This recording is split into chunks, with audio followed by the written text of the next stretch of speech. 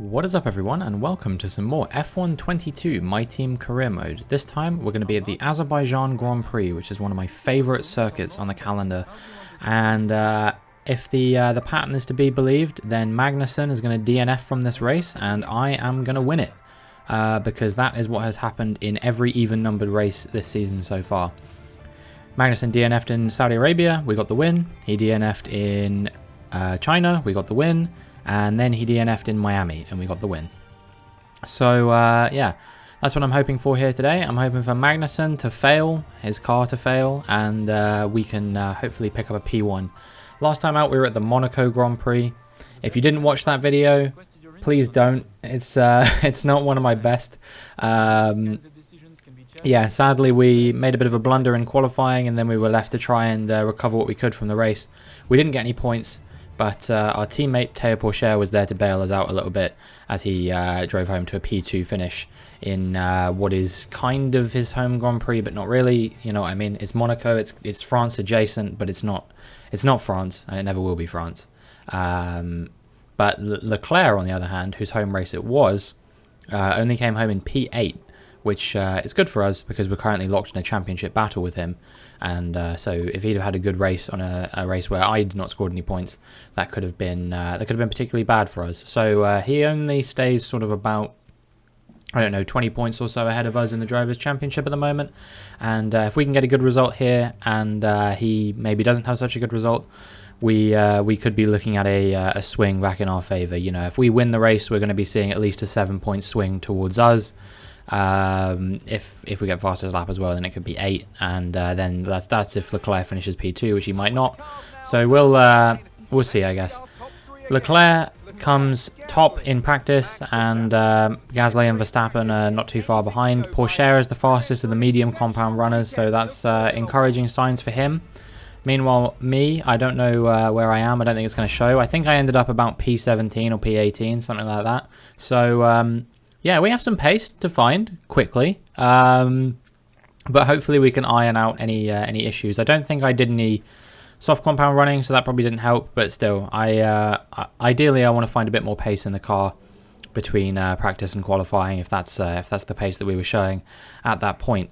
I think qualifying is going to start out wet, but then it's going to dry out as we go on through the session. So. Yeah, tricky conditions, but ones I usually do quite well in, for the simple fact that I quite often will go out after everyone else, and if the track is drying out, then that's conditions that I'm quite good at getting a top time in.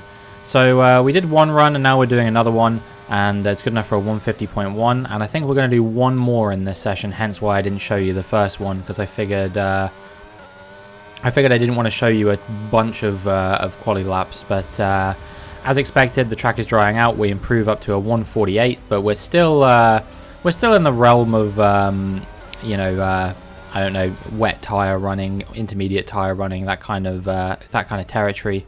We go P7, and the unfortunate news is that Pourchaire goes P18. Leclerc was very close to being eliminated in Q1 there. I would have been very happy to see that, as Albon and Piastri, the surprise packages of Q1, they knock out Zhou Guanyu and also Théo Pourchaire. So yeah, a bit unfortunate for our team in the sense of you know, Théo Pourchaire goes from hero to zero very quickly. But again, I guess that's what I did from Miami to Monaco. I went from the P1 podium hero to P14 in the Monaco Grand Prix. And yeah, P2 in Monaco for Pourchaire, followed by P18 in qualifying here in Baku. But maybe he can recover something in the race. Maybe there'll be a few penalties. Who knows? At the end of Q2, we go 139.2 on a set of soft compound tires, and it is good enough to put us P4. If we can get that kind of result in Q3, I wouldn't complain too much about that. Obviously, I'm gunning for the win, but you can pretty much bet your bottom dollar that there's going to be some kind of safety car or something around here. Something interesting that happened in Q2 that I actually didn't show was that Yuki Tsunoda and Esteban Ocon both had DNFs towards the end, which the reason why it's weird is because Yuki Tsunoda therefore is eliminated from qualifying, despite the fact that he had a fast enough time to get through. So there will only be 9 cars taking part in Q3, which means the worst grid spot we can possibly get is going to be P9.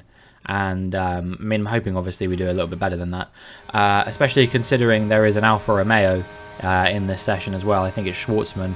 On a used set of tyres, we set a 139.5. We're quite far off the pace at the moment, so on our next run, I'm going to want us to do a lot faster of a lap. And as you can see, I'm up only by 0.4, and I saw Perez's time was like a whole second faster than this. So I'm looking at this and thinking, I don't think this is going to be that strong of a qualifying. If we can get ahead of Schwartzman and Alonso at this point, I'll be pretty content with that. But still, this is not where I anticipated this was going to go. Given our pace in the previous qualifying sessions. It's a 139 flat, and yeah, in the end it's only good enough for P8, so not really the qualifying I was hoping for, but perhaps the one I deserve. Qualifying finished, it's time to remind ourselves once again of our top 3. Verstappen, Perez and Carlos Sainz. With qualifying wrapped up now, we have our grid lineup for the big race tomorrow. Be sure to join us then for what will no doubt be a fantastic race. So Leclerc is only P5, so if we can at least get ahead of Leclerc in the race, that would be ideal. Obviously we can't have too many races like this where both me and Leclerc are dropping points, because it doesn't mean that, oh, it's okay because he's dropping points and therefore like I'm not losing too much touch to him.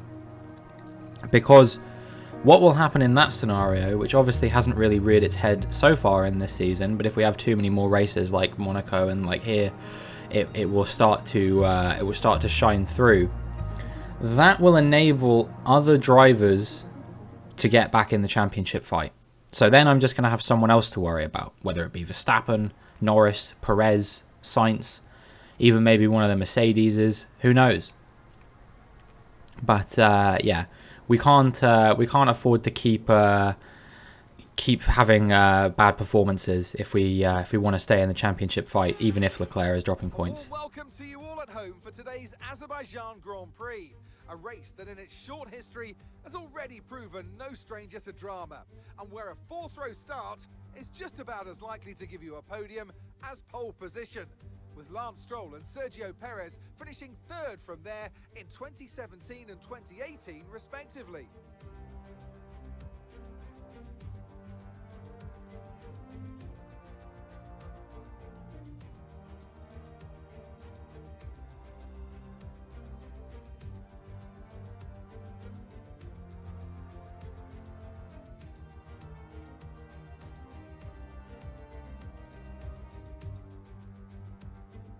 Let's run you through the driver grid order for today's exciting race. World champion Max Verstappen starts from pole position. Sergio Perez lines up alongside. As we continue through the rest of the grid today, we have Sainz, Norris, Charles Leclerc and Russell, Fernando Alonso, Robinson, Schwartzman and Yuki Tsunoda, Ricciardo, Lundgaard, Pierre Gasly and Albon, Oscar Piastri, Ocon, Guan Yu Zhou and Théo Pourchaire, Latifi, Stroll, Magnussen and Mick Schumacher. It's almost time for the lights to go out, so let's head down to the track where preparations are underway.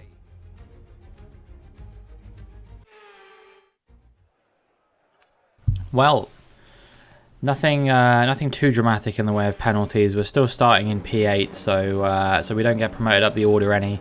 But you know, I still think that we have a real chance to do something here. If we can jump Russell and Alonso off the start, maybe we could potentially be looking at getting ahead of Leclerc at some point during the race if we can stay on the back of him. I'm sure he'll want to challenge Norris into the start. There's also Sainz up ahead as well that will no doubt move over if Leclerc is capable of that. So I think Leclerc will be battling for a podium this race at least. Weirdly, it seems like Red Bull have the absolute pace here compared to the other teams around. I don't really know what that's about, but yeah.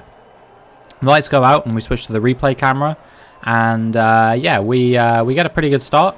And we're already diving up the inside of Russell and Alonso there. You see I did what I set out to do as some front wings go flying there. I think that might have been maybe Norris or Sainz or someone like that was having an issue there. As yeah, we get a little bit squeezed there by Leclerc. He obviously doesn't want us coming through, and who can blame him? And now we're under pressure from George Russell as we come down the second of the big long DRS straights. He's going to dive up to the inside, and that means I'm going to try and go around his outside and turn it to the inside for this next corner. And it looks like we've managed to stay ahead for now. So we're up into P6 at the moment. But if those cars up ahead have damage like I anticipate, there is a real good chance that they could pit, and we could be looking at potentially looking at getting an even elevated position at the moment. We're only one place behind Leclerc at the moment, which is exactly what I wanted to see, as we almost went into the back of him there, which is exactly what I do not want to see. And through the castle section, we are all over the back of him, and I'm going to try and see if I can put some pressure on him at some point over the course of the next few laps or so, if we can maybe get some DRS to him or something like that. You see we went off the track a little bit earlier there. I think we got a warning for that, so we need to be careful, otherwise we're going to be looking at potentially getting a penalty like we did in Canada last year, and that would be a big problem if we suddenly found ourselves in sort of penalty territory at this early stage of the race, you know. We come now onto the main straight again. And yeah, I think it's going to be good enough for P6 in the end. I think in a second we're going to switch back here, yeah, to the onboard. And there is one car pulling over into the pits, or is that two cars? Oh no, it's two cars. It's Sainz and Norris, as I said, yeah. So that promotes us up into P4 as a result of that. And in the end, it's been a pretty good first lap, you know. We've gained 4 positions, and granted, 2 of them weren't really as a result of anything I've done. But what that also means is that the gap between Perez and Leclerc is below, or is above 1 second already. And I've managed to stay in touch with Leclerc, who started on hard compound tyres for some strange reason. And this means that I have the DRS to him. So we could be looking at, we could potentially be looking at making this overtake actually work on him, I think.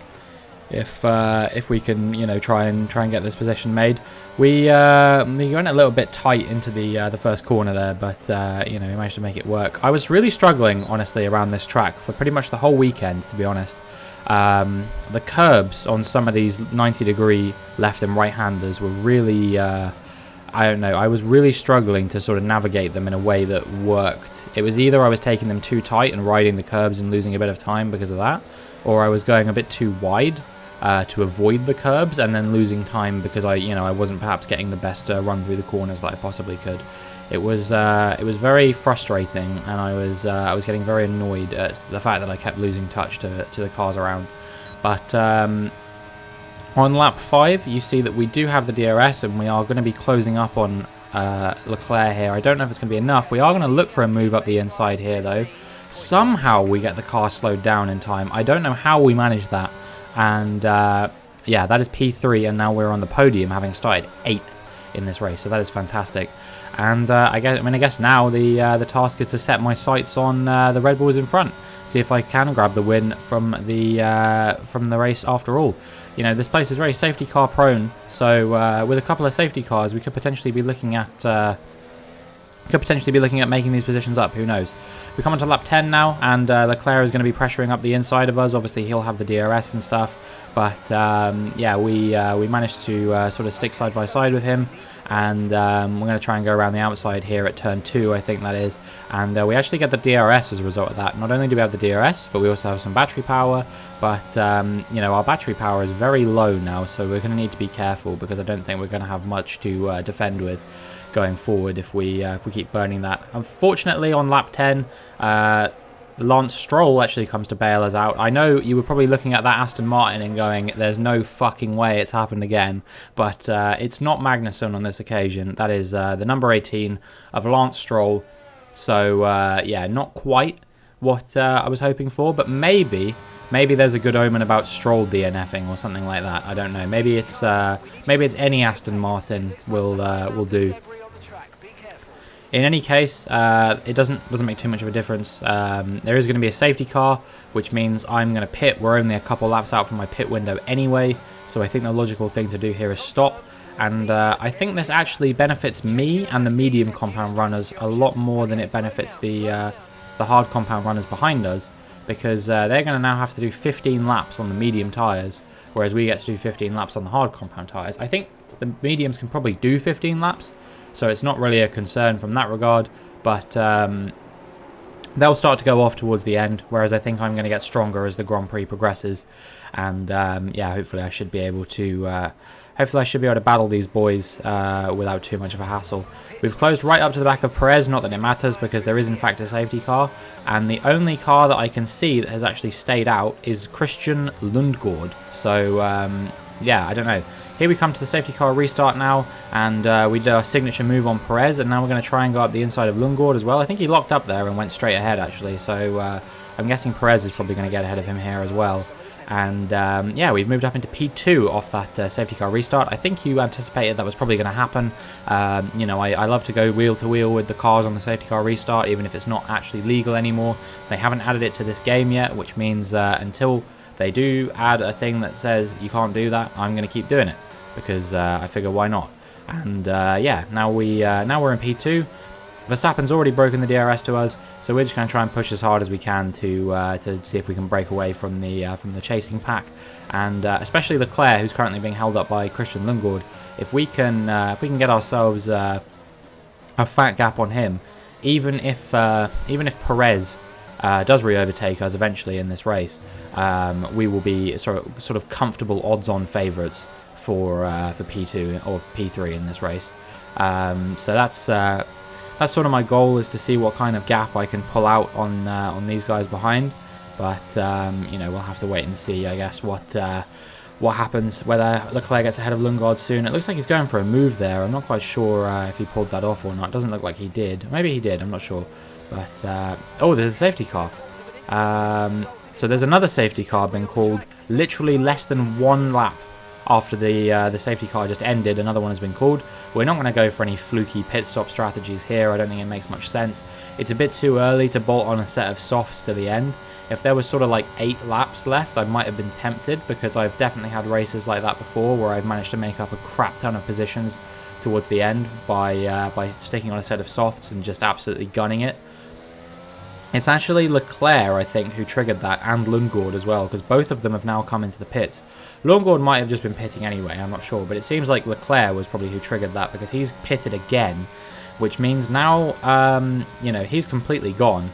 And yeah, we're just checking on the status of Théo Pourchaire, because I'm wondering where he is. And he's in P10, so he's currently on for a point, so he's made a brilliant recovery drive here so far. And hopefully he can continue with that to close this out in a points-paying position. Maybe he can even make up a few more places on the safety car restart. Speaking of making up places on the safety car restart, you've guessed it, I'm going to try and do the same thing that I wanted to do to Perez on Verstappen, but this time we're going to switch to the outside and try and sweep around the outside of him at turn 1. And we've done exactly that, and we find ourselves in the lead of the Azerbaijan Grand Prix with only 10 laps to go. If we can hold on to this, this would probably be maybe my best win to date, from P8 on the grid all the way up to P1. It certainly would be one of the finest wins I'd achieved. And now we find ourselves lap 18. We've obviously moved past the safety car restart and looking at the condition of the vehicle, and it looks fine for the time being. And we're going to be under pressure from Verstappen here. I'm going to try and outbrake him down at turn 1, but he's certainly a strong customer there. And we end up sweeping around the outside of him again. I think he's going to attack us back here in turn 2. When we go around the outside again like we did to Leclerc earlier in the race, we bounce off the wall a tiny bit there, but we don't do any damage. And we're going to have the DRS here, so I think, despite going wheel to wheel in this epic battle between Verstappen, we're going to win out because we have the DRS. And as we break down into turn 3, we do keep ahead of him for the time being. It looks like Tsunoda has managed to find his way up into P5, which is really cool for him, given that he had that qualifying crash. I don't know if he took a penalty. I don't think he did, actually, so it can't have been a particularly damaging crash. Here now we find ourselves lap 19, moving on to lap 20, and Verstappen is a bit too far ahead this time. We actually tagged the back of him there, and we're going to see if with the DRS here we can potentially move back ahead of him. But the challenge from Perez there, I think, is going to make it so that he's just broken away a bit too far. It's very sort of strong teamwork from the Red Bulls there to make sure that we make sure that we can't re-overtake Verstappen. You know, Verstappen gets ahead, he holds me up, that invites Perez back into the fray, and then Perez holds me up in the following corner, which allows Verstappen to break away. And unfortunately, that is going to be all she wrote for the chances of me winning this race. And now Perez has come back, another battle, and you see that he is massively ahead as we get into turn 1. I'm going to try and close him down as he has a bit of a wobble there, but I don't think it's going to be close enough. We'll see if we can get the DRS back at him in the next DRS straight, but I think it might just be a little bit too little too late in this scenario. So yeah, I think that might be all she wrote in terms of P1 or P2 for this race. And now we've got to worry about the likes of Alonso and Tsunoda behind, who are going to try and kick me off this podium. It would be Alonso's first podium, I think, since he had that win in Belgium, which is still absolutely unbelievable. And now as we come on to lap 25 and move on to the final lap of the race, I think he might have a look up our inside here potentially. He does think about it, but we've been particularly strong around the outside there, and that's enabled us to keep ahead for now. He's going to close down with the DRS, but he's not quite close enough on this occasion, and he's actually attacked us a little bit there through some of the chicanes in the middle sector, which you rarely ever see anyone do. It's quite dangerous, but we did manage to hold him off. You know, it's not really a place you can particularly overtake with any kind of consistency. So yeah, that's enabled us to stay ahead of him for now. And now all we've got to worry about is him maybe closing us down with the DRS as we come up to the line. But we're burning all the battery that we've got left as Max Verstappen crosses the line to win the race. And I don't think Alonso is going to get here on time. You know, he's going to close the gap to below 2 tenths. I think it was about 1/10 in the end. But it's not good enough, and we take P3.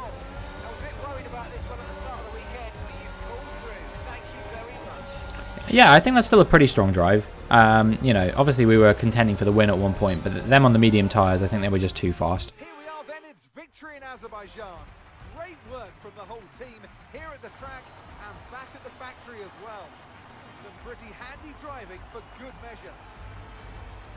Talk to me, Ant. What was it that set them apart from the competition today? Well, I honestly feel it was down to the driver and car today. I mean, we can talk driver skill all day, but if you don't have a solid team to back that, you're never going to get anywhere. When you hit that sweet spot of having both an excellent driver and an incredible car, that's when you see results like those we witnessed today. Here come today's winners. The team at Red Bull have done a phenomenal job recently, and it's clear to see that they've put in the work, and they should be so proud of the victory they've secured here. And you know what? I'm proud of myself as well. To come from P8 to P3, even with a few contacts, we still made up 3 places on track cleanly, fairly. We did make those overtakes on the safety car restart, which is kind of a bit cheaty. I mean, I don't know. It's not cheaty, but you know what I mean. It's like it doesn't feel as satisfying as when you actually overtake someone on track because you just have the pace to do it. So yeah, a tiny bit disappointing, but we did lose those positions in the end, so I guess it doesn't matter too much. Review the updated driver standings. Well, it wasn't the best weekend for our championship leader, and their advantage at the top has been reduced. Some amazing talent out on the track today, but Anthony, who would you pick as your driver of the day? Difficult call, but I'd like to say Esteban Ocon. He's just so gifted at getting the most out of his tyres, and he showed that today. Let's move on to the constructors. No change in the top spot then, but with today's points, their hold on that lead is getting weaker. Meanwhile, a strong weekend from Red Bull this time out, and they improve their position in the championship. Well, what an end to another fantastic weekend of racing. Thanks to everyone who joined us, and we'll see you for the next one. Yep, we actually lose out P2 in the Constructors as a result of that, because Red Bull got the 1-2, and that means that they've advanced ahead of us in the Constructors' Championship now. We have closed up to Ferrari a little bit though, so yeah, that's pretty good. Nice to see. They had a very difficult weekend, neither Sainz nor Leclerc finishing in the points. So we've closed up to Leclerc in the Championship. We're very close behind him now. I think only about 4 points or something like that. So a strong time out in Canada could see us back in the hunt for the championship. But Canada's not one of my best circuits. We know this. I obviously had the penalty there last year because I really struggle with the track limits around Canada. I don't think this is a particularly big secret to most people who know. Obviously, I play on strict corner cutting, so yeah, it's really difficult to sort of stay within the track limits for me. You know, there's so many corners there that I think of, and I'm like, yeah, if you take that one even a little bit too tight, if you try and squeeze anything out of that one, you're going to find yourself in the bin in terms of penalties and things like that. So yeah, I think that's going to be a hard one. Pourchaire unlucky in this race. He did have P10 at one point, but I guess he lost out to Zhou Guanyu at the end there, so came home in P11. But, you know, still a pretty strong recovery from him given where he qualified. Hopefully he can qualify a bit better in Canada, and we could be looking at him potentially, you know, getting back into the points in a strong position and regaining some ground in this championship. You know, I want him to sort of be finishing at least top 5. I think he's got the potential to do it. I think if we continue to improve his pace, improve his racecraft and things like that, it will be, you know, that we potentially will be able to challenge for this constructors championship, even if he can get at least a top 5. You know, when we improve those personnel facilities, I really think we're going to be in the money. But that's not going to happen until at least after the mid-season break. Even if we do have the money, I want to make sure that we have enough to re-sign Pourchaire one way or another. I want to keep him on for at least the whole season, and if he has a strong season this season, maybe we'll even keep him on longer than that. But there's a long way to go before we think about who's going to be racing for us next season. We've got to get through 14 more races in this one first. The season's coming through thick and fast, though, to be fair. You know, it's kind of crazy to think that we're already getting to the point where we're doing Canada, and then it'd be Britain and Austria and races like that. You know, it feels like it was... I was going to say it feels like it was only a week ago that I started this season, but I guess it actually was, because I record one of these every day. So yeah, it's a bit of a nonsensical statement to make, really. But that was it as far as the highlights from the race were concerned. If you were paying attention to those, not too much really happened after the initial few laps. We made up a few positions, we made up a few after the safety cars, and then we lost them after the Red Bulls came back into the pace of their medium tyres, which you know, was to be expected. Next time out, like I said, we're at the Canadian Grand Prix. If I can get sort of top 5 there, I'll be happy with that. You know, we got a car that can easily challenge for top 5 in pretty much every race. Obviously, we need to be achieving a podium finish if we want to get that sponsor bonus. But I think that you know, maybe Pourchaire will be able to pick up the slack there. Who knows? He seems to be very on and off at the moment. But yeah, that's pretty much it. That's going to be it for this video. If you enjoyed, make sure you like and subscribe, and hopefully I will see you in the next one.